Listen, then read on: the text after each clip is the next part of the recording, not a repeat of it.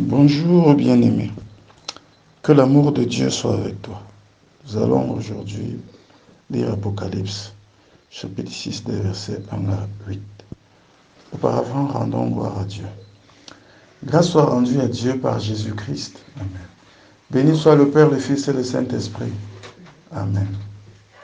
Tout joyeux, bénissons le Seigneur. Chantons-le, célébrons, célébrons. Adorons avec foi le Seigneur. Nous joignons au céleste pharaon. Gloire à Dieu, gloire à Dieu. Que ce chant retentit sans prière. Gloire à Dieu, gloire à Dieu. Que ce chant retentit sans prière. Nous lisons.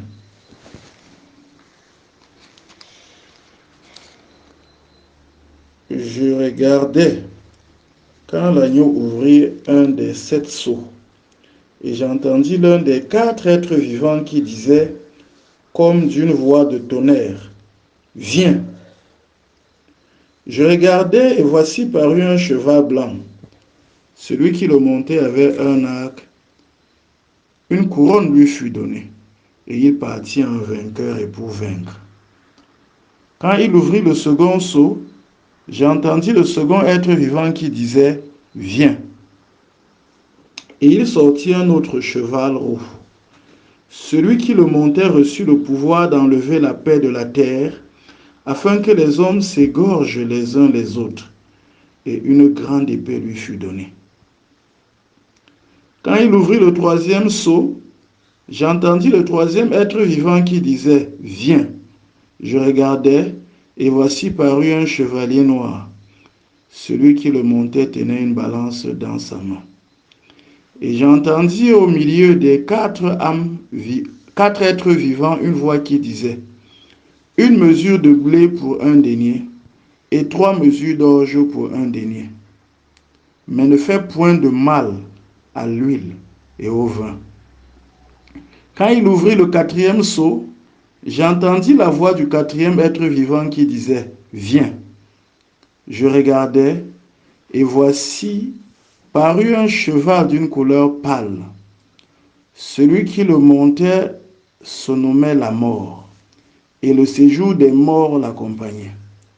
Le pouvoir leur fut donné sur le quart de la terre pour faire périr les hommes par l'épée, par la famine, par la mortalité et par les bêtes sauvages de la terre. Quand il ouvrit le 5e sceau, je vis sous l'autel les âmes de ceux qui avaient été immolés à cause de la parole de Dieu et à cause du témoignage qu'ils avaient rendu. Amen.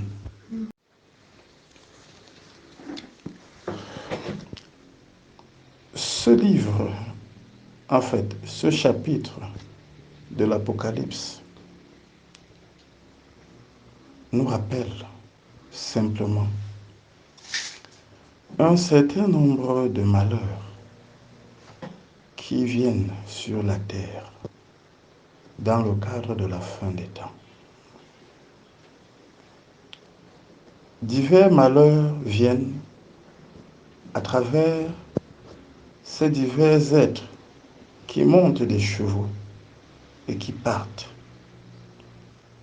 Il y en a un qui a reçu le pouvoir d'enlever la paix de la terre. Il y en a un qui a reçu le pouvoir de faire périr les hommes par l'épée, la famine, la mortalité, les bêtes sauvages. Donc, il y a divers plaies qui arrivent sur la terre. Mais certains hommes sont exemptés de ces plaies lorsqu'elles vont aller directement sur les hommes, n'est-ce pas? C'est-à-dire certains hommes sont exemptés de ces plaies. Selon qu'il est dit, j'entendis au milieu des 4 êtres vivants une voix qui disait, une mesure de blé pour un denier, 3 mesures d'orge pour un denier, mais ne fais point de mal à l'huile et au vin. Mais il nous est dit aussi que plusieurs âmes avaient été immolées à cause de la parole de Dieu, à cause du témoignage qu'ils avaient rendu. Et ça, nous le savons. Cela était le cas depuis le Seigneur Jésus-Christ. Beaucoup de gens l'ont été à cause de la parole de Dieu et du témoignage qu'ils ont rendu. Mais nous notons ici de manière simple que les temps difficiles arrivent sur la terre. Les humains ont tendance devant ces temps difficiles à dire où est Dieu? Pourquoi Dieu autorise ça? Il faut donc savoir que Dieu lui-même a arrêté que des temps difficiles arriveront. Dieu lui-même a arrêté qu'arriveront des famines, des guerres et diverses autres choses contre les humains. Et cela n'a pas été arrêté pour rien. Tout cela, c'est pour rappeler aux hommes qu'ils s'éloignent de leur mauvaise foi, qu'ils reviennent à Dieu. Mais ne regardez pas l'Apocalypse seulement comme un livre de la fin des temps, qui nous rappelle ce que Dieu a arrêté pour la fin des temps, pour que les hommes se détournent de leur mauvaise voie et reviennent vers Dieu, pour qu'ils soient sauvés. Et malgré ça, plusieurs hommes, nombreux sont ceux qui resteront encore dans leur mauvaise voie, bien qu'ils soient frappés par tous ces maux.